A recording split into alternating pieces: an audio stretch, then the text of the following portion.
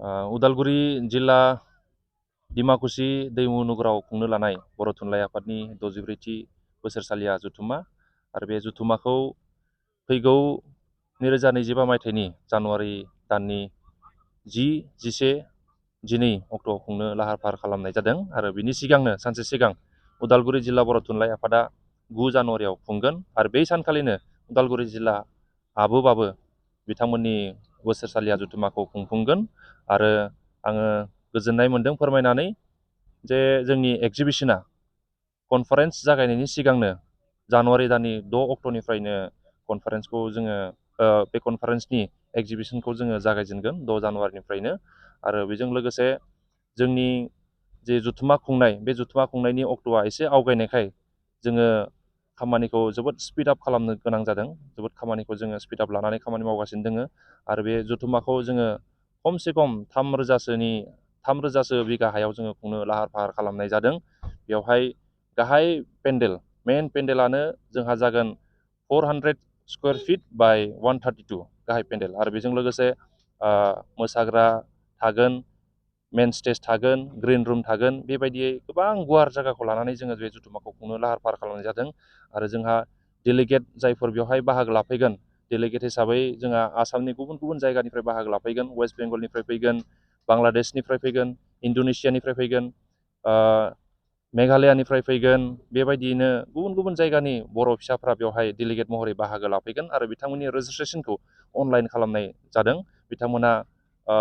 अनलाइननि रेजिस्ट्रेसनखौ खालामबाय थादों आरो बिथांमोननि जि थानाय बिथांमोननि जानाय बेखौ जोङो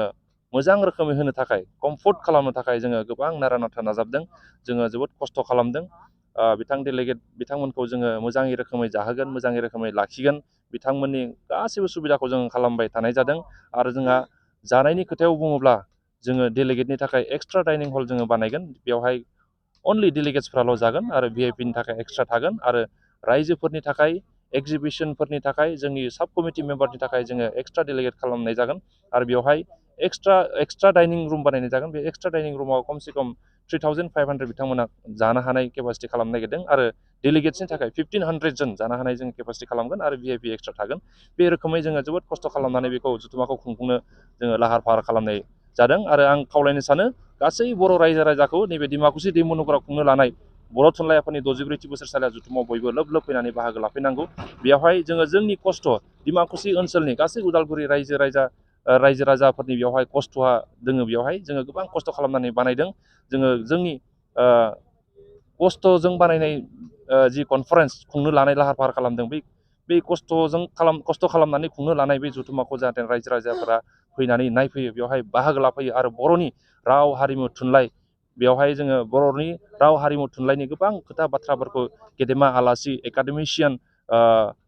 जायफोर स्कलार्सफोर दङ साइन्टिस्टफोर दङ बिथांमोना बेवहाय बाहागो लाफैगोन बिथांमोननि खोथा बाथ्राफोरखौ जोङो खोनासंगोन आरो बेवहाय गोबां रोखोमनि सेमिनार जागोन बर'नि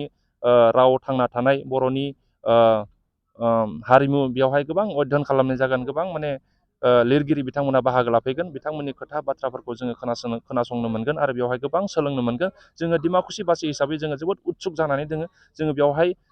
जोंनि बर' फिसाफोर गेदेमा आलासि बिथांमोना मोजां मोजां खोथा बाथ्रा बुंफैगोन आरो बिथांमोननि खोथा बाथ्राफोरखौ लानानैनो जोङो इयुनाव जेन जोङो दावगायलांनो हागोन आरो जोंनि डिमाकुसि रायजोआ बेवहाय जोबोद लाब जागोन होननानै जोङो आसा खालामनो हायो लोगोसे जोंहा भलेन्टियार्सफोर 500 भलेन्टियार्स जोङो थि खालामनाय जादों आरो बेवहाय मावसोम हान्जा भलेन्टियार्स हिसाबै हिन्जावसाफोर 200 थागोन आरो हौवासाफोर 500 मावसोम हान्जा थागोन आरो कालचारेल साब कमिटियाबो बिथांमोननि मोसानाय प्रेक्टिस रिहार्सेल बेखौ फुल सुइंआव खालामगासिनो दङ आरो जोंहा मार्केटनि थाखाय जोङो स्पेसियेल जायगा खालामनाय जादों जायफ्रा एक्जिबिशनाव गला बा दुखान होनो मोननाय नङा बा एक्जिबिशन दिन्थिफुंसालियाव बिथांमोननि जि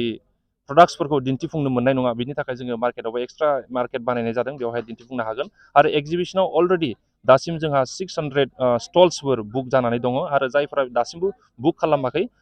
बिथांमोना गोख्रैनो थाबैनो बुक खालामनो हागोन आरो बिथांमोना थाबैनो बुक खालामोब्ला जोङो स्टल्सफोरखौ बानायना दोननो हागोन एक्जिबिशनजोंनो लोगोसे जोङो स्पेसियेलि आसाम बुक पाब्लिकेसननिफ्राय बुक फेयार्स थागोन जायफ्रा बिजाब फरायनानै मोजां मोनो जायफोरा लिरनानै मोजां मोनो थुनलाइयाव जायफ्रा गोसो बिथांमोना बे बुक फेयार्सनिफ्राय लेखा बिजाब बायनो हागोन फरायनो हागोन लांनो हागोन बुक फेयारखौबो जोङो बेवहाय एक्जिबिशनजों लोगोसे लाफानाय जादों